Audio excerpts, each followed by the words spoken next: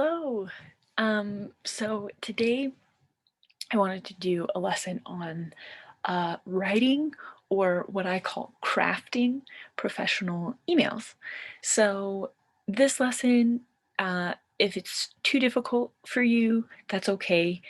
You don't have to finish it if you're watching it and you are just thinking, I don't understand any of this. I don't understand what an email is. That's okay. You don't have to do this lesson. But if it's something that you kind of want to learn about, I thought I would do a lesson to kind of introduce you to writing. So I called this crafting professional emails. Now, what does crafting means? Or what does crafting mean? So crafting, craft is it can be a noun, right? Arts and crafts. But it also is a verb. You can craft something, and it means to just create something, to make something. And the reason, I think crafting is important when you write an email, especially a professional email, is uh, it's kind of something that takes a lot of practice, and you have to use your own judgment to know what kind of tone you want to use. And we'll talk about that word later if you don't know what tone means. So, structure of emails. So, this is something that's really obvious if you write emails, but if you don't, I thought I would show you this. So, what is in an email is it starts with a greeting, it has a body, and then a footer and a signature. So, in an email, hi Samantha, that's the greeting. And then the email says, I was curious if you received the package I sent. Could you let me know if it did not arrive? And this is the body. The body is just it's just what you're talking about, right? And then the footer says thanks. And then the signature is just your name. So I wanted to talk about some good greetings, which is this part right here, right? So you don't have to say hi and then the person's name every time. You could say, Dear Rebecca, Dear Jeff. All you have to do is put the word dear and then their name. But this heading is considered very formal. It used to be uh, normal to always say this in your email, but um, as time has gone on, dear and then somebody's name, dear Rachel, is very, very formal. And usually, what you use if you're sending an email um, for like an application to a new job, or if you're contacting like your boss's boss, or some situation where you're talking to someone and it's a very professional um, situation. But for most of the time, you could just say, hi, Mark. Hey, Stephanie. Hi, Maria. Um, it's okay to use that because it's a little bit informal, but it is still very professional. It's still okay to use at work. And so it's a good choice. I usually use hi or hey in my emails. Um, so, and that's like emails I write to everybody, to my bosses, to, you know, people that I'm asking about a product online, or I'm emailing a company because I had a problem with something. I usually use hi or hey. Now we're going to talk about a good footer, right? And a good footer is the ending part, right? It's what you write right before it's how you kind of sign off on the letter. So a good footer, if you're doing a formal business email, a good footer is regards, or sincerely, or best wishes.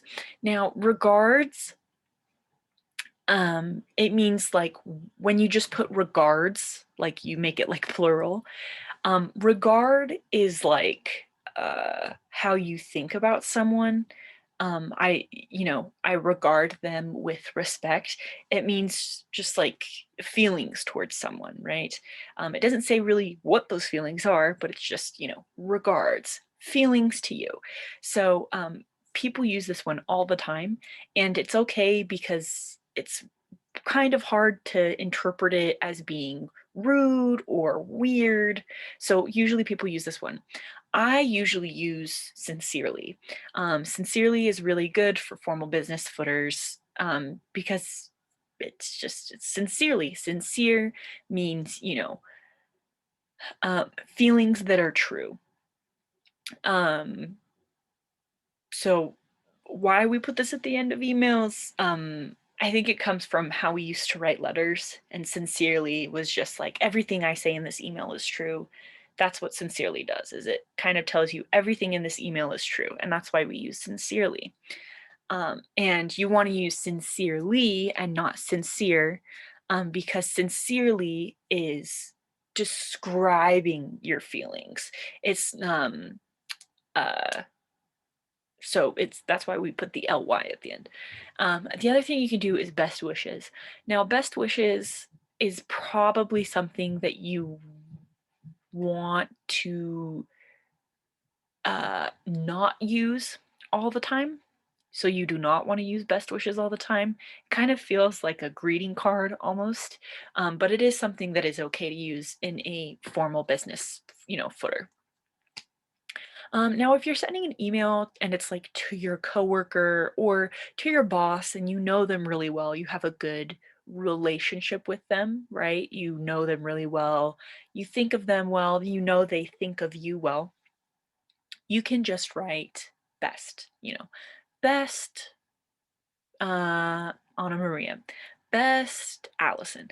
Um, or you could say cheers. Cheers is another thing. It's just kind of like a thing that's just like a friendly little, okay, bye. But you never want to put, bye as your footer. You want to put best or cheers if it's a friendly, kind of informal meaning not super fancy, business footer. So to end it. Now sometimes your email is talking to somebody and they tell you something bad happened, whether that's someone died in their family or uh, or you just want to let them know that you care about them. Um, so I said, this is apologetic, meaning, I'm sorry this happened to you, or concerned footer. So you could say condolences. Condolences is usually what we use when somebody in someone's family or their friend dies. That's usually when you use condolences. Somebody died. Um, uh, and that's, you know, pretty much the only time you use condolences is when somebody's died. Um, if somebody's sick, you could just say, feel better soon. I hope you get better soon. Things like that. You also could just say, stay safe. Um, that's usually if somebody is like, you know, telling you, like, oh my goodness, like, I have so much going on. I'm not sure if I can get to it this week. You could be, write your email like, hey, Sarah, I understand you're having difficulties. Take your time and then, stay safe, Allison. So, it's just kind of like a nice way to close an email when somebody's having a hard time. Um, Especially now, right? With like the pandemic and everything. So the other one is the other footer that you can use is when you're expressing gratitude or a request or requests.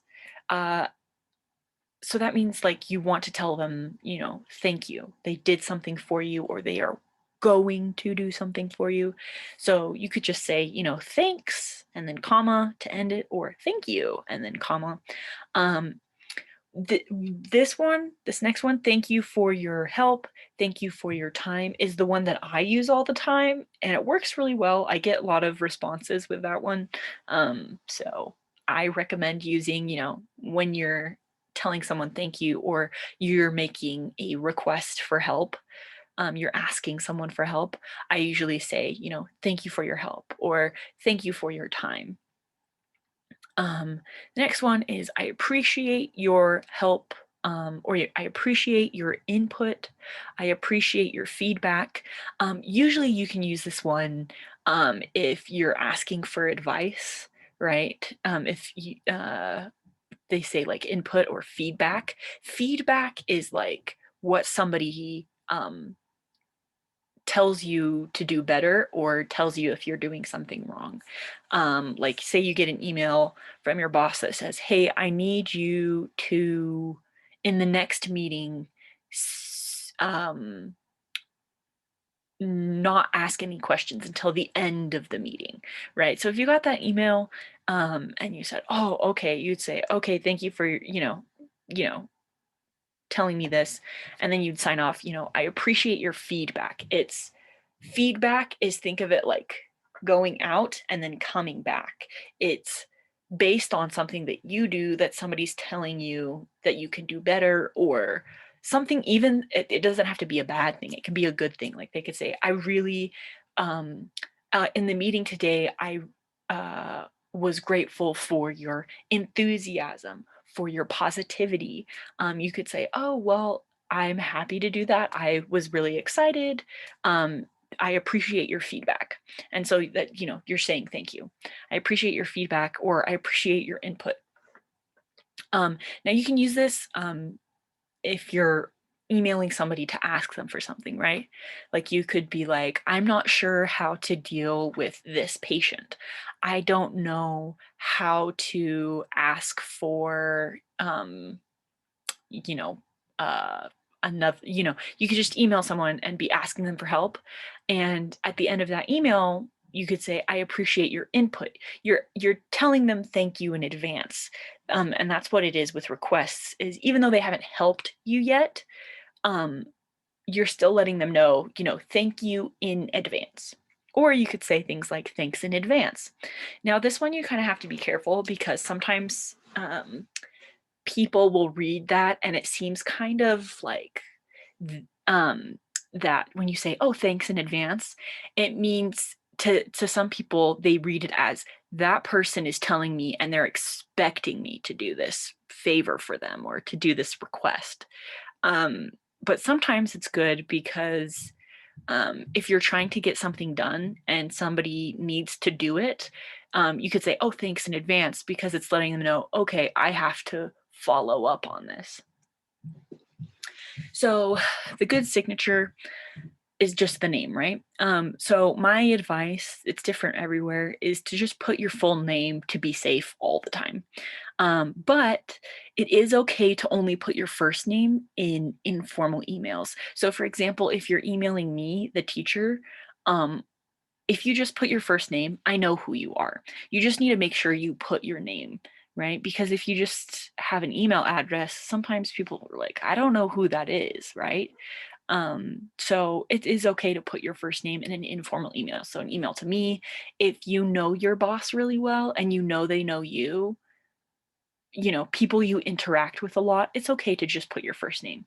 But my rule is, like, if I ever am not sure if I should put just my first name, or if I should put my first name and my last name, I always just put my first name and my last name just to be safe. Now we're going to talk about constructing the body of the email. So what does that mean? The first thing you got to do is read their email carefully. And if you don't know, if you are unsure what something means, always look it up. Even if you're like, that's a weird way to phrase that. They used a weird verb tense that I don't understand why they used it. I would look it up and use it in a translator, just because sometimes if you get the verb tense wrong on understanding what somebody wants, it causes a lot of miscommunication, right? So if they said, I needed this on Monday, and if you aren't paying attention to the verb tense and you read it as I need this on Monday, you think They just need to make sure they get something on the following Monday, right? The Monday that's coming up. But if they say, I needed this on Monday, that means that whatever it is that they need is late. And so you need to get it to them as soon as possible. So that's why it's important to focus on like verb tense in your emails and the emails that you get, because that one can cause a lot of miscommunication. Okay. Um, so the next little device that I have for this is address means to talk about each issue or comment in the same order as the email you are reading. So if an email goes, I need you to pick this up. I also need you to tell me when the new packages are arriving. You would say, okay, I can pick that up for you. That would be the first thing you write about. And then you'd say, if they asked, what time is the package coming? You would say, the package is coming at this time. So you just want to put it in the same order as it's sent to you. So the next part is start by using empathy if there was a problem or issue. So I have a lot of experience with this because I used to work in what we call a call center, which is the place that businesses have that people call when they have problems. So I was talking to a lot of people that were mad or angry. So if there's an issue or if there is a problem, or if you can tell in the email that the person is upset, you start by using what we call empathy. And it's where you try to understand someone else's feelings based on their experience. So if somebody says, this happened and it made me really disappointed, you would try and understand, like, okay, I understand that they are feeling really disappointed, they're feeling let down. And so you do that by, starting your email by saying, oh, I'm sorry. Or you could say, I understand your frustrations and apologize for any confusion. Or you could say, oh, I completely understand. Um, Start with empathy if there's a problem, if somebody's angry or upset. The next thing that I would say is use assurance. And that just means let that person know that you're able to help them, and you're able to do whatever it is they're asking. Um, so you could say, I will do everything in my power to get this resolved. So I will, right? You're saying in the future, I will do this. And resolved means to fix. Or you could say, I will take care of this immediately. So that lets them know, okay, they used future tense, I will take care of this immediately. It means like right now. They're going to start working on it right now. You could also say, I would be more than happy to, which I put the little dots right here because you would have to fill it in for whatever it is. I would be more than happy to schedule a new appointment for you. I would be more than happy to arrange for a new package to be sent. Or you could say, I can take care of this right away, which is kind of like saying, I will take care of this immediately. It's just a different way to say it. This one says, I will take care of this immediately. So it's telling them what action you're going to take. And I can take care of this right away lets them know that it's something you are able to do. I can take care of this right away. So that just means you will be able to take care of it right now. And I will take care of this immediately means that it's kind of a little bit of a meaning where it's like, I will do what I need to do to take care of this. So transition. Transition the email so you can ask questions. Sometimes when we're helping people in an email, we need to ask them questions, especially if they have a problem. And we need to make sure that we know all of the information so we can help them. So when you transition, you give people empathy. You tell them, I'm so sorry. I will do everything I can to fix this. Um, Thank you for explaining the situation to me. I'd like to ask a few questions so I can determine what action needs to be taken next. So when you say, okay, can I ask you some, I'm going to ask you some questions so I can determine. This is a really good word to use. Determine means to like decide. So I can determine, it's really professional, what action needs to be taken next. So I using this word determine is really good. It's really professional. Let me ask you some questions so I can determine what to do, or I can determine what action needs to happen next. There's another one that you can use to transition to asking questions is I'd like to ask a few questions so I can determine what happened, right? If they had a problem or something. So what happened in the past and prevent this from happening again. So this is really good because it's letting them know I am here to help you. But it's also letting them know I need to know some things so I can make sure that this does not happen again. So when you ask questions, remember to use who, what, when, where, and how. Not why, but how. So, and you don't forget verb tense.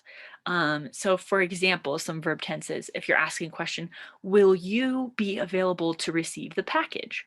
Or how many, whatever it is, how many microscopes do you need? So you would just put the item it is right there. And then this one's past tense, right? Were you able to contact Tiffany?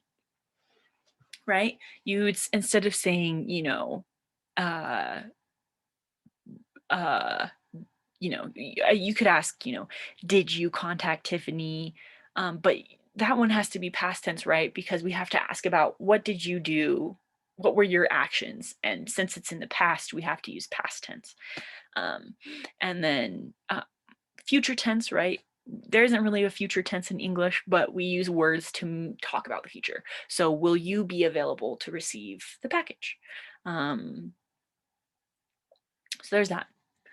The other thing, my advice about writing professional emails is it takes a while to figure out, but you want to match the tone of your email to the email that you were sent, but also all the way through. So the tone is the feeling of the words that are in that are put together, right? So tone is something like formal or informal because of the words that are used, because they said, dear Angelique, I need you to take care of this right away. Thank you in advance. The tone it's formal. It's also, the tone is, uh, trying to think of the word. The tone is, it's asking you to do something. It's a request. It's telling you something. It's very direct that you need to do something now. So like that's the tone. But tone can also be like, is it friendly? Can I tell that this person is frustrated? So it's through their words that you understand how that person is feeling. And so that's what tone is.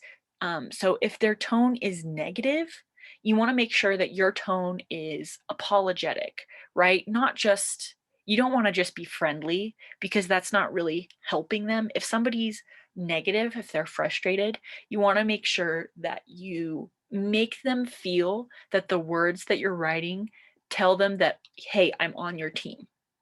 I'm on your side. I'm here to help you. So that's what tone is. It's just the feeling the words create for people. And the other thing about tone is you want to match um, your greeting uh, with the footer. Match your greeting and the footer with the tone of your email. So if you said, right, let's go back to like greetings. So if you said, dear Mr. Martin, dear Mr. Martin, that's very formal, right? So your footer wouldn't be like, dear Mr. Martin, I'm looking forward for our meeting on Monday. can you tell me what room number we are meeting in? Cheers. Like you don't, if you use dear, you need to use a more formal business footer, sincerely, regards, best wishes. But if you know, do a hi or a hey, it's okay to be like, you know, best, cheers. And if you do, you know, hi, hey, it's still okay to do a more formal footer, right? Hi, Mark, thanks, sincerely. You just want to make sure that you're matching both of those with also the words that you're putting into the body.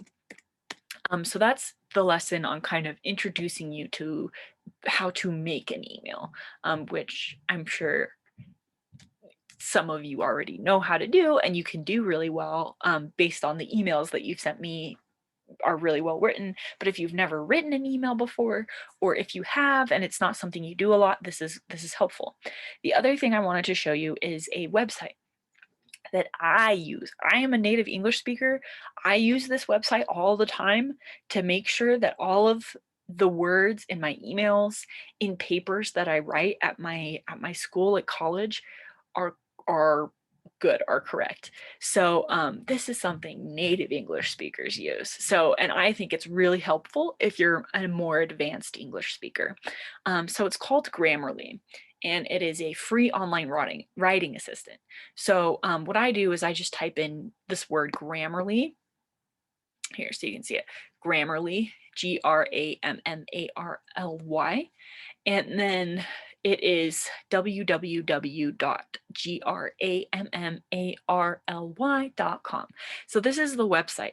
So they have a version that you can pay for. I don't pay for it just because I don't have a lot of money, and so paying for it isn't really important to me. But some people really want to have, you know, really deep, you know, stuff. So what I'm going to show you is how it works. So you have to create an account with an email. I'm already signed in, so I'll show you that in a minute. But this is like how it works. So you copy and paste, right, on a computer, or you can type in what you want to write in this website, and it will show you what your mistakes are based on, you know, grammar. So for example, I did an email and it says, hi Brian, I am wondering if I can has next Monday off. Now some of you are like, oh, that's incorrect, has.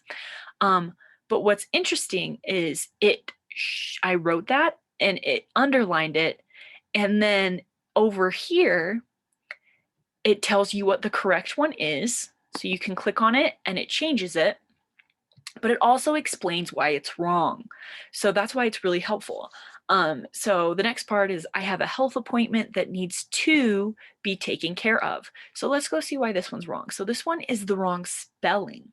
Instead of TOO, it should be TO. And it says the word to may be used incorrectly. So, you know, it's telling you, okay, you need to use this. So you click on it and it changes it to the correct one. And I say, thanks, Allison Allred. So that's one email. The next email, hi, Amelia. Do you know if there is a meeting on Monday? So it underlined this one. So why is it wrong? Let's look and see. It's the wrong there. This one is possessive, right? And this there is like directional. So I click on it and it fixes it. Do you know if there is a meeting on Monday? Monday, I spelled Monday right. Why is it telling me it's wrong? And this is the other thing that's really good about it is sometimes English is hard to know. Do I capitalize this? Is it a proper noun? Monday needs to be a capital M. So it changes it to a capital M. And it doesn't automatically change it. It lets you know that it's wrong so you can decide if you want to change it. Do you also know their time? That's weird. And here's the part that you need to use. You actually have to have a little bit of judgment. So that's why it's for more advanced speakers, right? Some of you are more advanced.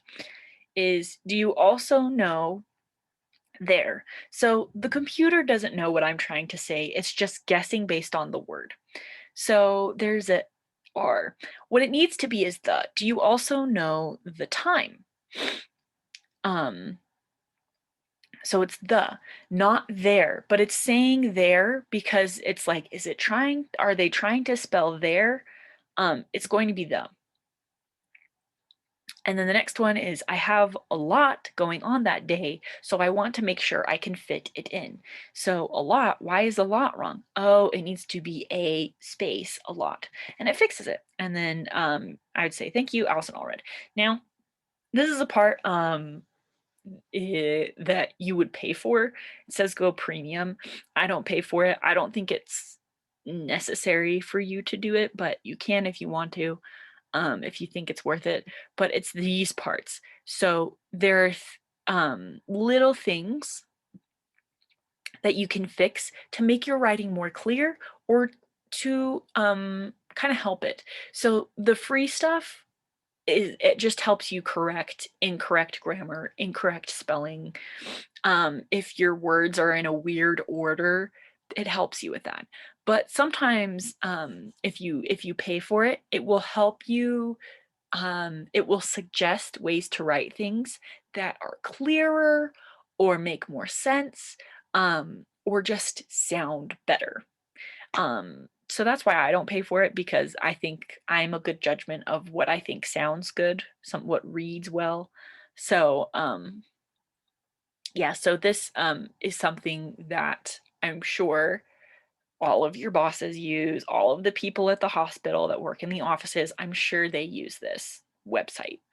So it's very helpful, but you kind of have to be careful because, sometimes you have to use your own judgment, right? You have to use your English judgment on words and what word it is that you want to use.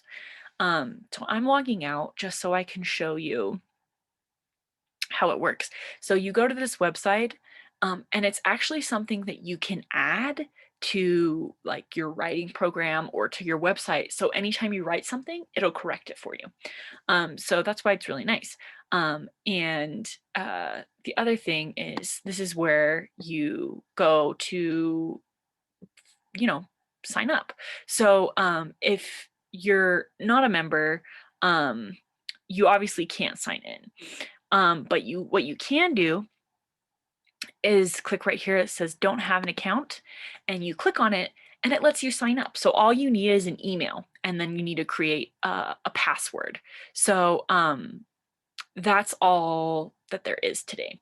For our lesson on email writing, I definitely suggest using the Grammarly website if you're an advanced speaker. So that's it for today, and I will see you next lesson.